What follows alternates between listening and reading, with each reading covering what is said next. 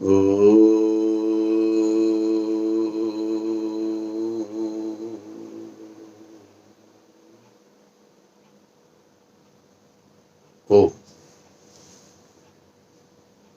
जीवन निर्माण के लिए हमें जो नियमों का पालन करना है, तो प्रथम 2 नियम हमने पिछले वीडियो में दे चुके हैं। आज हम तीसरे नियम पर चर्चा करेंगे। वेद सब सत्य विद्याओं का पुस्तक है। वेद का पढ़ना पढ़ाना और सुनना सुनाना सब आर्यों का परम धर्म है। तो यहाँ पर सब आर्यों का परम धर्म है। आर्य शब्द जो है उसकी जो डेफिनेशन दी गई है, जो श्रेष्ठ पुरुष है वह आर्य कहलाता है, यानी कि उत्तम गुणों से युक्त है, जो दैनिक प्रक्रिया के अंतर्गत ध्यान, प्रार्थना, उपासना आदि समस्त कर्मों को करता है। अर्थात जो सात्विक वृत्ति वाला उत्तम श्रेष्ठ पुरुष है उसको आर्य कहा गया है। तो इसलिए हम सभी के अंदर श्रेष्ठता हमको बनानी है और आर्यत्व के भाव को प्राप्त करना है। अब यहाँ पर परम धर्म कहा है। परम धर्म यानी कि आवश्यक रूप से पवित्र, श्रेष्ठता से परिपूर्ण जो हमें जीवन में क्या करना है, तो कहा गया कि वेद सब सत्य विद्याओं का पुस्तक है। वेद से ही समस्त सृष्टि का जो ज्ञान है, समस्त क्रियाकलापों का जो ज्ञान है, जो अभी तक वैज्ञानिकों को प्राप्त हो चुका है या जो अभी प्राप्त कर रहे हैं और जो आगे भविष्य में होने वाला है, वो उन सब का जो विवरण हमें वेदों के अंदर प्राप्त होता है।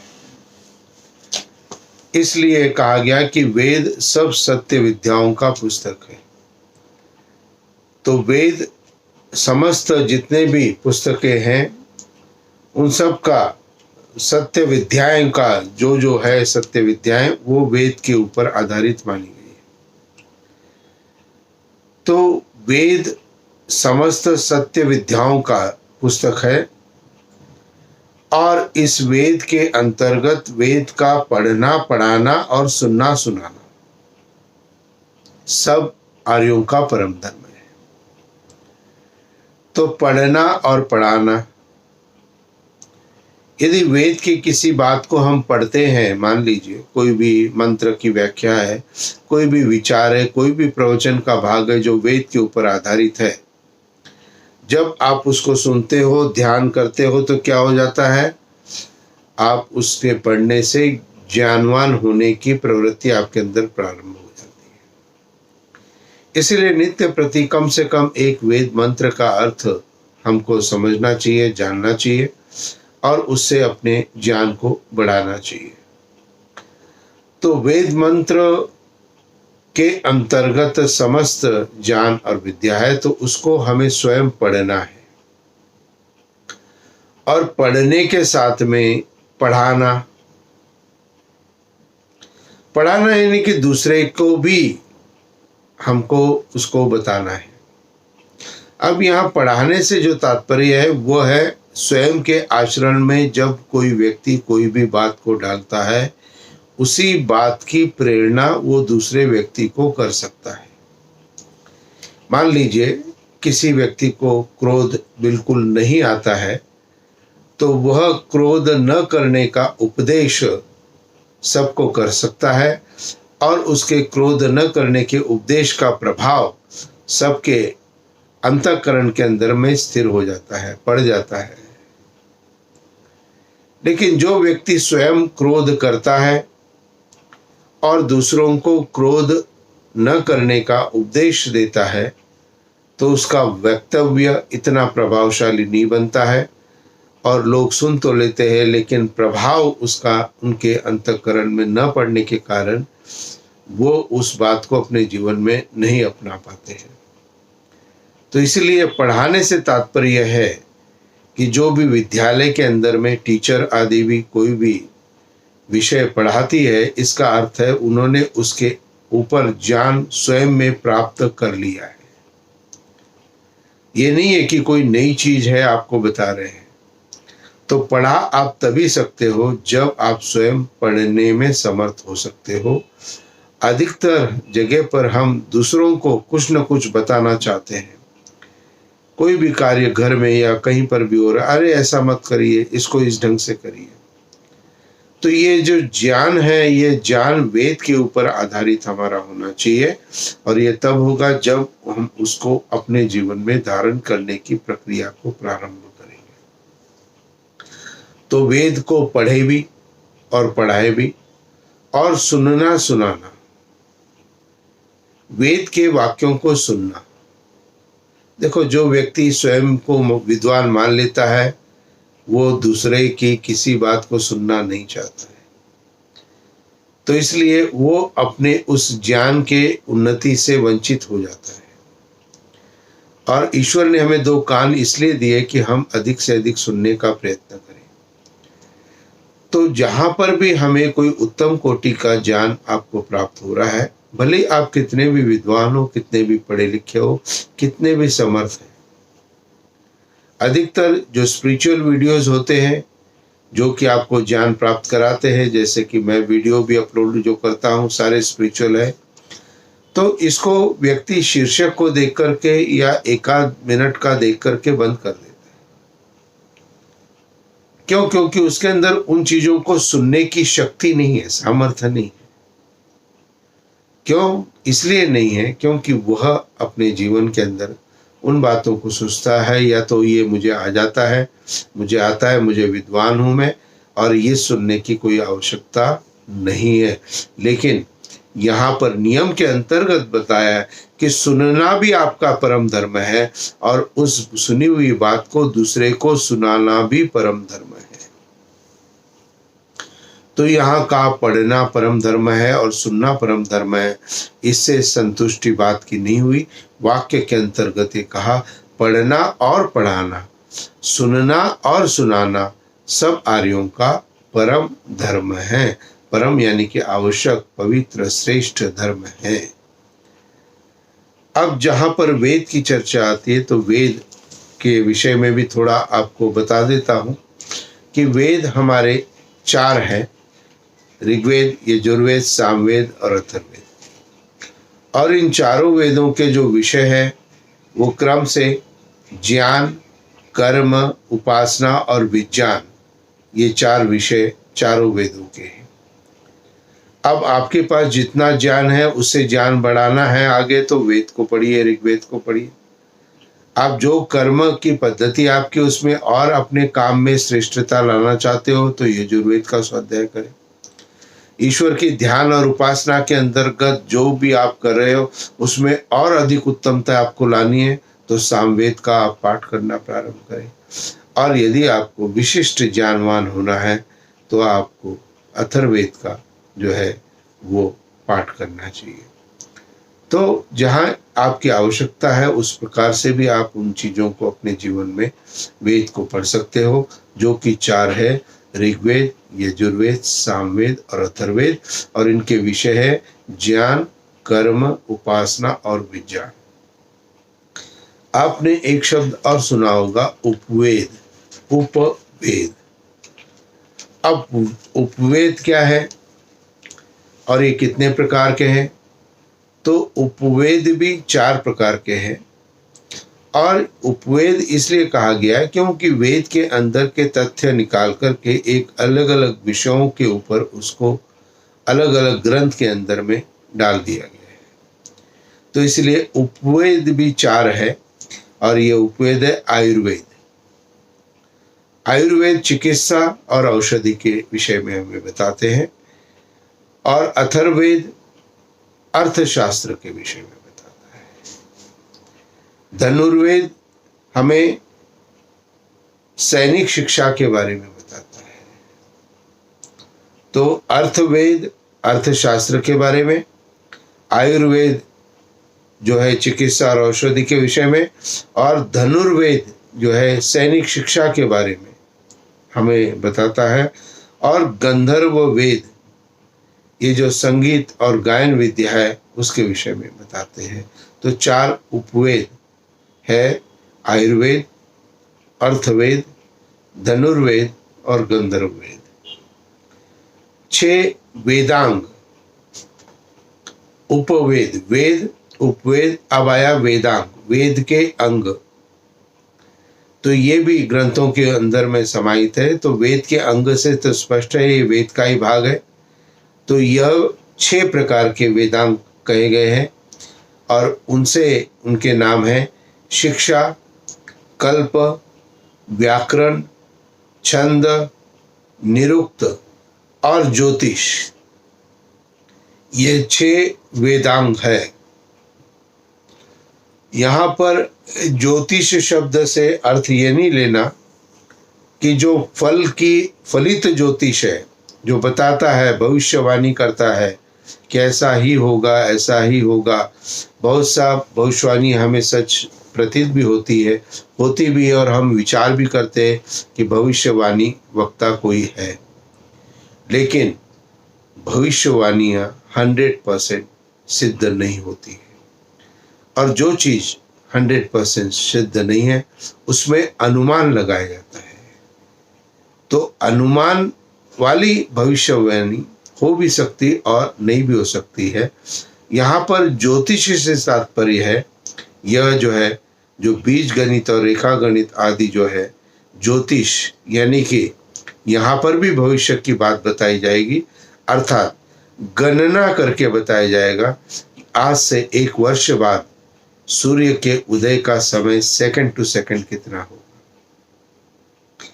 ये भी ज्योतिष विद्या, ये भी बाद का समय का बताने वाली बात है, लेकिन ये पूर्णतः कैलकुलेटेड है, पूर्णतः सेकंड टू सेकंड सिद्ध व्यक्ति कर सकता है।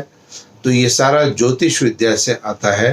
तो इसलिए ज्योतिष के अंदर में 2 विद्याएं आती है, जो कि ज्योतिष गणना के ऊपर आधारित होता है, वह सभी सत्य ज्योतिष है और वो भी वेद का एक अंग है। लेकिन फलित ज्योतिष जो है वो वेद का अंग नहीं है। तो वेदांग के अंतर्गत ये 6 बातें आप ध्यान में रखें: शिक्षा, कल्प, व्याकरण, छंद, निरुक्त और ज्योतिष। इनका विस्तृत व्याख्यान फिर कभी समय मिलेगा तो करेंगे। अब 6 उपांग, उप अंग, उप यानी कि थोड़ा भाग है, उसका एक और एडिशनल सपोर्टिव अंग। तो उपांग वेद जो है वो भी 6 प्रकार के बताए गए। वेद के जो उपांग है वो है सांख्य योग, पतंजलि अष्टांग योग, वैशेषिक, न्याय दर्शन और मीमांसा। तो ये 6 प्रकार के जो दर्शन शास्त्र है वह वेदा उपांग के रूप में बताए गए हैं। सांख्य, योग, वैशेषिक, न्याय और मीमांसा और वेदांत। तो ये 6 हो गए: सांख्य, योग, वैशेषिक, न्याय, मीमांसा और वेदांत। तो ये 6 उपांग कहलाते हैं और इनके अंदर भी सारा विवरण वेद के ऊपर आधारित है, इसलिए इनको आर्ष ग्रंथों की श्रेणी में रखा गया। ये सभी उपवेद, वेदांग, उपांग, ये सारे के सारे, और भी उपनिषद आगे जो आएंगे, ब्राह्मण ग्रंथ जो आएंगे, जो ये सभी चीजें जो है वो आर्ष ग्रंथ कहलाते हैं। और आर्ष ग्रंथ से तात्पर्य है कि जो ग्रंथ वेद के ऊपर आधारित है उन ग्रंथों का ही स्वाध्याय हम करें, जिससे सत्य ज्ञान वेद के माध्यम से हमें प्राप्त हो सके। शाखाएं, वेद की शाखाएं या अथवा ब्राह्मण ग्रंथ, तो ये दोनों शब्द यहाँ पर प्रयोग किए जाते हैं। वेद की शाखाएं कितनी हैं या वेद के ब्राह्मण ग्रंथ क्या है? तो ब्राह्मण ग्रंथों की संख्या तो अत्यधिक है, परंतु मुख्य जो ब्राह्मण ग्रंथ माने गए हैं मेन, वो है शतपथ ब्राह्मण, तांडेय ब्राह्मण, ऐतरेय ब्राह्मण, तैत्तिरीय ब्राह्मण और गोपथ ब्राह्मण। तो ये 5 जो है ब्राह्मण ग्रंथ जो है मुख्य माने गए हैं। वो है शतपथ, तांडेय, ऐतरेय, तैत्तिरीय, गोपथ। आपने उपनिषद के बारे में बहुत सुना होगा। ये उपनिषद भी वेद का भाग है, वेद के मंत्रों की व्याख्याएं जो ऋषि मुनियों ने अपने हिसाब से की और उनकी रचना उपनिषद के रूप में की गई है। इसलिए उपनिषद बहुत सारे के अंतर्गत केवल 11 उपनिषद ही जो है वो आर्ष ग्रंथों के अंदर प्रामाणिक माने गए हैं। उपनिषदों की संख्या न जाने कितनी बताई जाती, लेकिन वेद के ऊपर आधारित, मनुष्य के ऊपर आधारित नहीं। कोई भी पुस्तक मैं लिखता हूं तो वो मेरे विचारों के ऊपर आधारित रहती है, और यदि मैं ही उस चीजों को वेद के ऊपर ही पूर्णतः लिखना प्रारंभ करूं, उस पुस्तक के अंदर में सारा विवरण वेद के अनुसार है, तो वो आर्ष ग्रंथ की श्रेणी में आएगा। मेरे जो विचार है उसमें कुछ न कुछ हो सकता है, ज्ञान की कमी हो, सत्यता नहीं हो, लेकिन वेद के अनुसार यदि कोई भी ग्रंथ हम लिखते हैं तो उसके अंदर पूर्ण सत्यता प्राप्त होती है। उपनिषद बहुत सुंदर व्याख्याएं उपनिषद के अंदर में है, बहुत सरल शब्दों के अंदर है और बहुत अच्छे ग्रंथ है। तो आप यदि वेद के बाद यदि किसी ग्रंथ का स्वाध्याय करना चाहते हैं तो आप सांख्य योग का दर्शन शास्त्र में करें, पतंजलि अष्टांग योग का, पतंजलि योग दर्शन जो है उसमें अष्टांग योग भी एक भाग है, तो उसका भी आप स्वाध्याय करें, और उपनिषदों का भी आप स्वाध्याय करने की प्रवृत्ति अपने अंदर डाल सकते हैं। तो ये सरलतम ग्रंथ है जो कि आपकी समझ में आ सकते हैं, और वेद के भी स्वाध्याय में बहुत अधिक सरलता है। जैसे मैंने पहले वेद प्रवचन के 6 वीडियो मैंने दिए थे, कैसे वेद को समझना है, आपको किस प्रकरण से आपको समझना है, और कितनी सरलता से आप वेद मंत्रों की व्याख्याओं को पूर्णतः वेद से ही डायरेक्टली आप उन बातों को समझ सकते हो। तो आप मेरे उन वीडियो को भी देखें। रेगुलर अपडेट के लिए आपको मेरा चैनल सब्सक्राइब जरूर करना पड़ेगा। तो निश्चित रूप से 11 जो उपनिषद है उनके नाम क्या है? ईशोपनिषद, केन उपनिषद, कठ उपनिषद, कठोपनिषद जो कहा जाता है, मुंडक उपनिषद, मांडुक्य उपनिषद, प्रश्न उपनिषद, तैत्तिरीय उपनिषद, ऐतरेय उपनिषद, श्वेताश्वतर उपनिषद, छांदोग्य उपनिषद और बृहदारण्यक उपनिषद। तो ये 11 उपनिषद भी प्रामाणिक माने जाते हैं। इन सब की नोटिंग आप अलग से कर सकते हो कि वेद 4 है, कौन कौन से हैं, उपांग कितने हैं, वेदांग कितने हैं, ब्राह्मण ग्रंथ कितने हैं और उपनिषद कितने हैं। तो ये आपकी जानकारी के लिए आपको आवश्यक रूप से स्मृति में याद नहीं रहता है, इसलिए इसको नोट करके जरूर अपनी डायरी के अंदर लिखें और उनके ऊपर विचार भी विमर्श भी करें, और जब भी कभी समय मिला तो आप इनके ऊपर अपना स्वाध्याय भी प्रारंभ कर सकते हैं। तो आज का जो हमारा विषय रहा वो रहा वेद सब सत्य विद्याओं का पुस्तक है, और वेद का पढ़ना पढ़ाना और सुनना सुनाना सब आर्यों का परम धर्म है। नियम को फॉलो करना चाहिए, और इसलिए नियम लिखा जाता है। नियम खाली सुनने के लिए नहीं होता है, नियम खाली दूसरे के लिए नहीं होता है, नियम अपने स्वयं के लिए भी होता है। तो हम स्वयं में इस बात की प्रेरणा प्राप्त करें कि हम ये सभी नियम जो है, आज 3रा नियम हो गया, पहले 2 नियम हो गए, और इन नियमों को अपने जीवन का एक अंग बनाएं। समय अधिक नहीं लगेगा, केवल आपको एक विचार शक्ति आपको करनी है कि प्रत्येक दिन हमें अपने जीवन में नियमों का पालन करते हुए अपने पारिवारिक जीवन को, गृहस्थ जीवन को, अपने कार्य जगत के जीवन को या राष्ट्र के निर्माण के विषय में हमें अपनी व्यावहारिकता को सिद्ध करना है, और इसके लिए हमें स्वयं में नियमित होना चाहिए।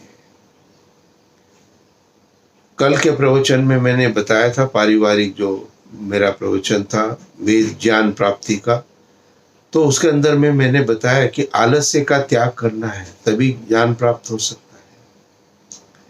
कल का संडे प्रवचन ज्ञान प्राप्ति कैसे हो सकती है, तो उसके अंतर्गत हमें आलस्य का त्याग करेंगे हम, तभी हम ज्ञान प्राप्त कर सकेंगे। इसलिए अपने स्वाध्याय का प्रतिदिन का एक नियम आवश्यक रूप से बनाएं और स्वाध्याय को भी अपने जीवन का अंग बनाते हुए आगे वेद मंत्रों के साथ, वेद के स्वाध्याय के साथ अपने जीवन की उन्नति का मार्ग प्रशस्त करें। इति ओम शांति शांति शांति।